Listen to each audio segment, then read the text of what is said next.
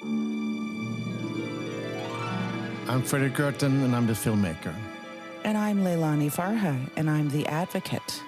Hello, advocates. This is Pushback Talk, and this is our, the way of us keeping alive, putting words to each other, and we call it word food. Food. Let's play with words, Leilani. Leilani. Fredrik. Are you ready? I will give you 2 words, but they are combined. Okay. Big tech. Oh. Big tech. Big tech and big bros, the bros. As a matter of fact, Zuckerberg has been on trial, hasn't he, as of yesterday, around whether his platform, in particular Instagram, was designed to be addictive. Some young people are bringing him to court in the United States to challenge his Instagram platform as being bad for human beings, in particular human beings, young people, young women, and I assume it also involves people of diverse gender identities.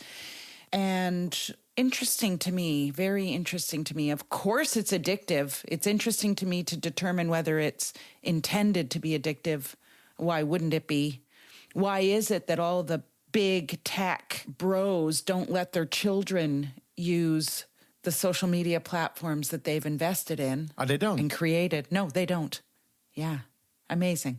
Wow. Amazing. There was this woman from, was it Facebook? Well, she did a tell-all, and she was on these circuits talking to Congress, but also went to the European Union. I can't remember her name, but just talking about how awful these platforms are for human well-being, and that the companies know it and profit from it. And one of the things I think she revealed was that the bros don't let their kids use these platforms.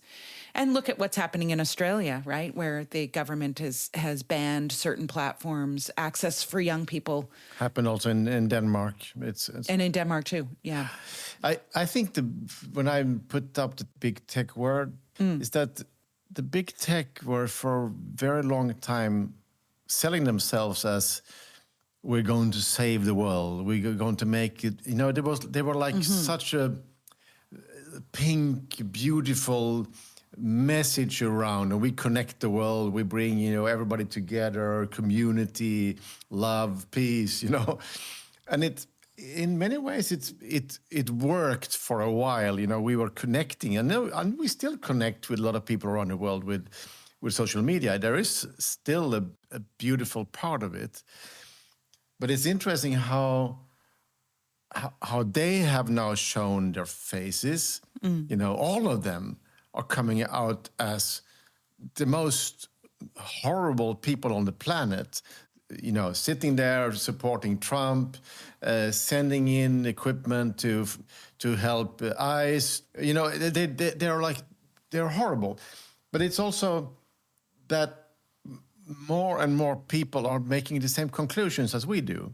Nobody thinks that the big tech guys are saving the world. No. We don't believe in you any longer, and nobody does. I mean, you can, over here in Europe, it's a big debate in many countries now. How do we legislate? How do we protect ourselves, from these giants, the tech guys? Yeah. And I think of recently learning more about this Palantir company, which I think is part of this big tech. Yeah, that's Peter Thiel. He's part of that, I think, yeah. Everyone knows how, as you said, everyone is reacting the same to Palantir in particular. They make, that, I don't know if it's popular in Sweden, these rings that people wear. And to pay with and so on, yeah. Yeah, it's like biodata that you get. And that data is going to Palantir. I mean, it's just remarkable to me, the insidiousness. It's like infiltrating everywhere. How to manage big tech in this world that is actually beyond me. I myself feel certain addictive tendencies with some of the platforms. I can see all the censorship. Everyone knows the censorship, the algorithms, et cetera, and how to just, I don't know. I don't know how to manage all of that in my own life. I mean, I have timers now, and I'm not on social media the way I used to be, but part of that's because I'm writing the book, but also part of it was just observing myself, like, oh, you're reaching for your phone all the time. I'm totally an addict still. I try to spend more time on Blue Sky than on X. Facebook is less interesting, but and I can sit and scroll stories on Instagram forever. And of course, it depends what you look for. I mean, I've been having a lot coming in from the Super Bowl, Bad Bunny stories, a lot of sweet stories, and then I get all the late shows coming up. You know, it depends what you listen to. And of course, a lot of the ICE raids has been out there, you know, so a lot of important information between citizens are also happening there.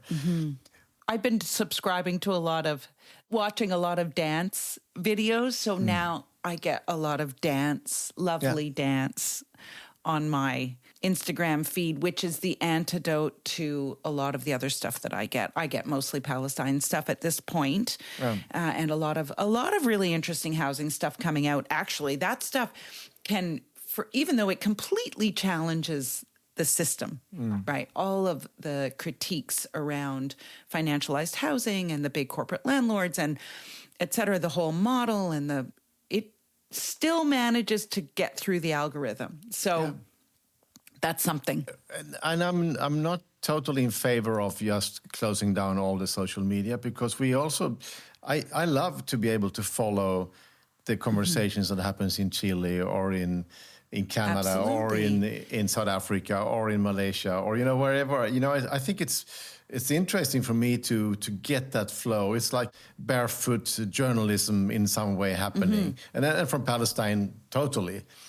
So it gives me a way a more unfiltered way of having a sense on what's cooking on the planet. So if you follow the right people, it's interesting. But the big tech are people profiting from this, and they are also profiting from right-wing agendas, and that's kind of problematic. So for that, I think we need regulation. We need laws. And that's why these guys are hanging out with Trump now, because Trump, you know, wants to support them fighting the European and Australian and other legislators. So we need to support our own legislators also in this, that they still dare to take on these American giants. Yeah. And I mean, I think part of I agree with you about regulation. Part of where they get so much of their money isn't from us end users.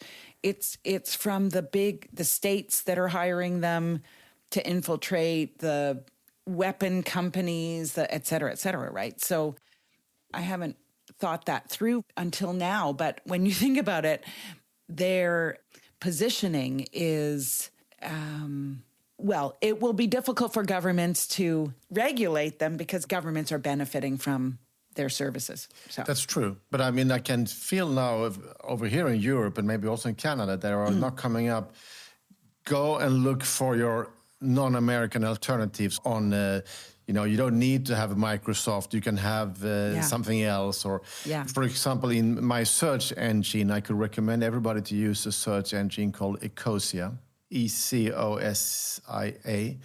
And they donate they plant trees in Africa. They do a lot of stuff.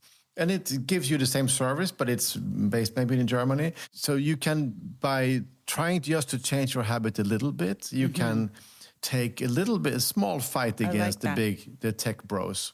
So I think we should try to go there more. And I'm trying to see what we can do in our company, because we're also stuck in all these American platforms. Yes, I know. But I also saw now the UK government is now looking into to find a new payment system to step out of Visa and the credit card companies, because they're all controlling us also and making money out of our money. Crazy. Which is like it's again somebody who is not really giving us anything more than a practical way of paying bills. Yeah, with huge interest rates. Yeah. So independence can be found in many ways. And I think the tech bros should be challenged because they're shown their real faces now. I was super happy with that company Upscrolled. A lot of people migrated from Twitter to Upscrolled and from Instagram to Upscrolled. It's Palestinian owned. And I mean, in fact, it's broken down a couple of times because so many people were subscribing all at once. But it shows you, it's people moving from TikTok to Upscrolled, I think, because of course, TikTok is now owned by that American. Is it Peter Thiel that owns TikTok now? I don't know, one of these terrible people, but I think it's great. And I like that. I like that feeling of people power when, it's like, well, we can just go over here. There's something else. The other thing I just want to say about social media is there's this idea that you should put down your phone and go and, protest or put down your phone and challenge, that if we're going to make change, we have to put down our phones. And I actually am resisting that to some degree because of what you said, which is, one, we get a lot of information from other places and spaces through our social media. But also, I think it's deeply political and people are using it in very political and very strategic ways and breaking the algorithms. Palestine as a cause is as big as it is in part because of the availability of information through social media. Yes. The on-the-ground live streaming of a genocide. And so I think we need to protest with our phones. So I don't want to just throw it all away. No. I don't think we can just throw it all away because it can be incredibly powerful. And we need to keep talking to each other. I think that's really important. Yeah. But it would be good if we could find ways of not always sending more money into the tech bros accounts. Yeah. Difficult, though. Yes. So that was the big tech. What are you hitting me with, my friend? Yeah, it's a very good question. Woohoo! Very good question. The word I have for you is resilience. Resilience, which is like one of these English words that I'm a little bit hard to say. What does it exactly mean? How do I translate it? But it is kind of resistance, standing up, being consistent in something. But you should maybe explain it for me. What resilience means? Yeah. Simple. If you're knocked down and you get up, you show some resilience. Yeah, and I think resilience is what the people who in the end make it have. And I'm not talking about making it as an entrepreneur. I'm talking about struggles. And resilience today can have an impact 50 years from now. We should always remember that we do today lives on. People have this kind of, you lost the referendum in Chile, you lost the presidential election, Trump became president again, and everything is lost. Everything we did before is lost. But it's not. You know what? Resistance and movements that are resilient, they will have impact over time because you inspire new generations. And even if you burn out, you still have inspired someone else. And I think resilience is important in a way that maybe we don't have to be as strong every day. We are allowed to have our down days, or to be depressed or feeling that it's too much. But we still have that little burn that, okay, we're not giving up. So when I feel tired, I can at least, support the people who are trying to do something. Yeah. This kind of, okay, I'm tired today, but I'm really happy for what you are doing. That's, that we talked about Greta the other day, it's like, okay, you can't be Greta maybe every day, but you can cheer for Greta.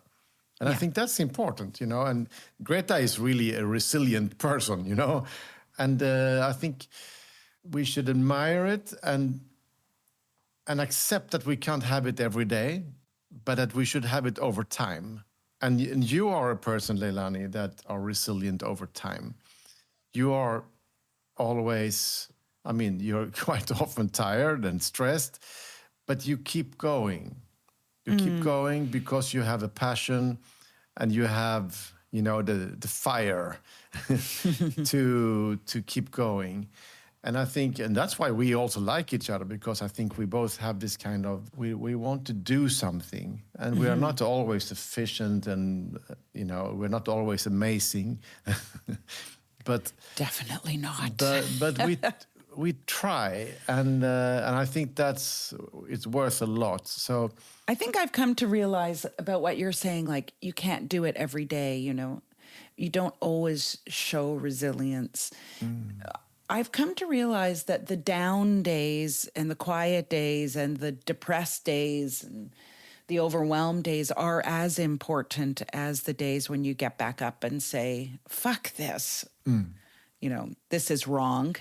I think it's how I restore my energy. I recalibrate. I stop to smell the roses, so to speak, and am reminded of beauty and light and goodness, and that then enables me to have a little resilience. But it's like I have to the world is pretty difficult place right now, and it is hard to wake up every morning and be okay. Let's go, go. Sometimes you criticize, people for, you love to drink wine. You love, you only party. You only go to concerts or arts. Yes, we need great wines. We need absolutely good food. We need a lot of friends around the table laughing and telling stories. That's also resilience, It's absolutely. also to stay human, is to be resilient. Oh, that's so nice. So I think we should cherish that and not feel ashamed of that, okay, I love to spend an hour in the sun watching the clouds fly by, I think we should support each other when we are, down there. And then, of course, we should also support the people who are out taking to the streets and doing. But I think that there is sometimes with people who are struggle too hard, that can sometimes come some kind of bitterness, which is very easy to understand. But it's not a beautiful part of resistance, that bitter side. So I think we should help each other out of that emotions and try to people who are showing the bitter face, to help them to laugh sometimes, and to feel the joy of resistance. And that's why I love the Bad Bunny halftime show, because it was resistance. Yeah. It was fun, and it was full of beautiful stories and these stories that continue. And it's about this little club in Brooklyn, where the Puerto Rican baseball people hang out with this lady who is now 85. That little story, that little social club is a place of both resilience and resistance. And there's a beauty in that. And we don't need to wave the big flags all the time. We can also wave the small flags. And that's also, to build community that helps people to stay resilient. I like that. But I really like what you said. To stay human is resilience. To stay human. Nice. I will say this. At the top, I said that Peter Thiel owns TikTok, but it's Larry Ellison, not Peter Thiel. And before we leave, I just saw a documentary called Yalla Parkour, which is set in Gaza. Yes. So it's actually Gaza before October 7th. So you come to Gaza where people live in real homes and there are a lot of standing structures that kids jump from. It will have its theatrical release in Sweden now, but it will also come to the US and Canada soon for cinemas. Fantastic. I think, look out for it. Jalla Parkour. Beautiful film. It's actually produced here in Malmö. Ah, nice. Yeah, so I met the main character he now lives in Sweden, but he was in Gaza for a long time. So it's a story about Gaza, but it's full of joy, playful people.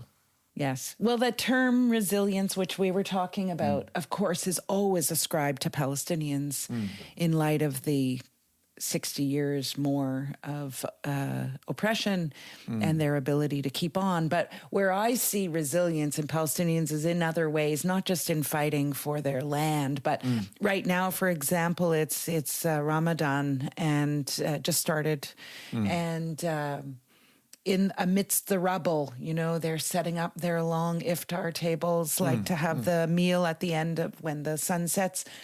And bringing community together, that is resilience. Of course it is, and continuing with their faith, insofar as not everyone in Palestine is Muslim, but for the majority, it's pretty lovely. It is. It's a kind of resilience. And resistance. Thank you, my dear. So now you have to go and write your book. Last chapter. Write your book. Write your book. Sweet. Thank you, Leilani. And thanks, Fredrik. Love to swap words with you. Likewise. Word food. It's all about word food for now. Bye. Good luck with your book. Bye. And to friends, if you want to support the podcast, send us some money on Patreon. It's not bad. Patreon.com, Pushback Talks. See you. See you. Pushback Talks is produced by WG Film. To support the podcast, become a patron by going to patreon.com/pushbacktalks. Follow us on social media at make_the_shift and push_the_film. Or check out our websites, maketheshift.org, pushthefilm.com, or breakingsocialfilm.com.